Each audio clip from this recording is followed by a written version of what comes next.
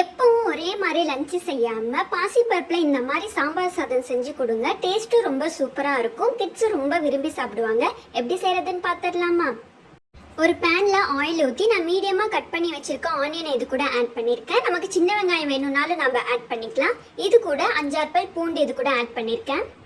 வெங்காயம் மீடியமாக குக் ஆனதும் நான் 2 பெரிய தக்காளி இது கூட கட் பண்ணி ஆட் பண்ணியிருக்கேன். தக்காளி நல்லா வதங்கணும்.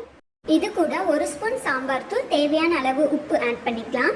இது கூட நமக்கு தேவைப்படுற வெஜிடபிள்ஸ் ஆட் பண்ணிக்கலாம். நான் ஒரு முருங்கைக்காவை கட் பண்ணி இது கூட ஆட் பண்ணிக்கிறேன். தேவைப்பட்ட கேரட் பீன்ஸ் கூட நம்ம கட் பண்ணி இது கூட ஆட் பண்ணிக்கலாம்.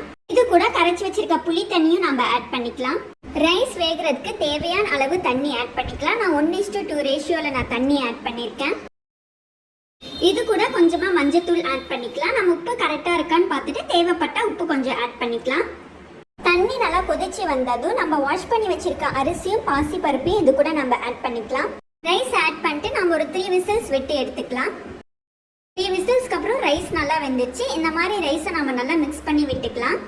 இப்போ சாப்பாடை தாளிக்கிறதுக்கு ஒரு சின்ன வடசட்டியில் எண்ணெய் ஊற்றிக்கலாம். தேவைப்பட்டா நம்ம நெய் ஊற்றி கூட தாளிச்சிக்கலாம்.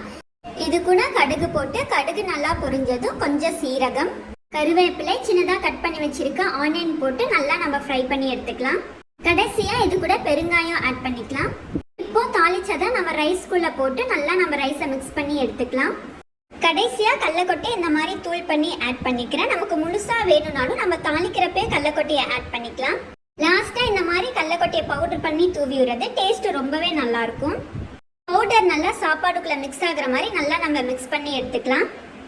அவ்வளோதான், சூப்பரான பாசிப்பருப்பு சாதம் ரெடி. ரொம்பவே குயிக் அண்ட் ஈஸியாக செஞ்சிடலாம். நீங்களும் ட்ரை பண்ணி பாருங்க.